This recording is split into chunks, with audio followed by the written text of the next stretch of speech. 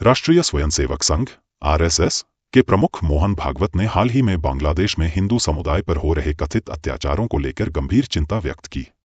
उन्होंने स्वतंत्रता दिवस के अवसर पर आरएसएस मुख्यालय में ध्वजारोहण के बाद अपने संबोधन में कहा कि बांग्लादेश में रह रहे हिंदुओं को बेवजह निशाना बनाया जा रहा है और भारत की यह जिम्मेदारी बनती है कि उनके खिलाफ किसी भी प्रकार का अन्याय न होने पाए।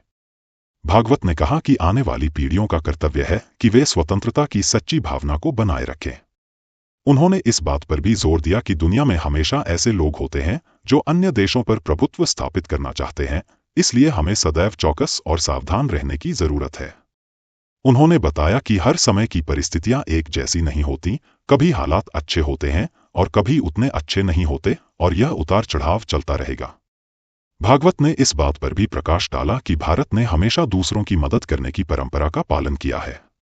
उन्होंने कहा कि भारत ने कभी भी किसी पर हमला नहीं किया, बल्कि हर बार मुसीबत में फंसे लोगों की सहायता के लिए आगे आया, चाहे सामने वाला देश कैसा भी व्यवहार करता हो।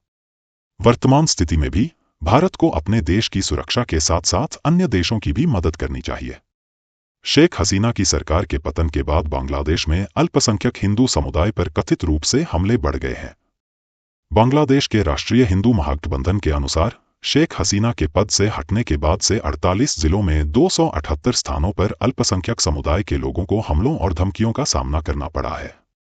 संयुक्त राष्ट्र की विशेषज्ञ टीम इस स्थिति की जांच के लिए जल्द ही बांग्लादेश का दौरा करेगी, ताकि हसीना के इस्तीफे के पहले और बाद में हुई हिंसाओं की जांच की जा सके। इस घटनाक्रम से स्पष्ट होता है कि दक्षिण एशिया के इस क्षेत्र में अल्पसंख्यक समुदायों की सुरक्षा एक गंभीर मुद्दा बना हुआ है।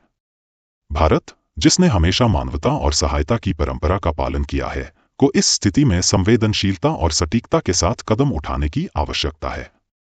इस खबर पर अपनी महत्वपूर्ण राय हमारे साथ जरूर साझा कीजिएगा। फिलहाल के लिए बस इतना ही।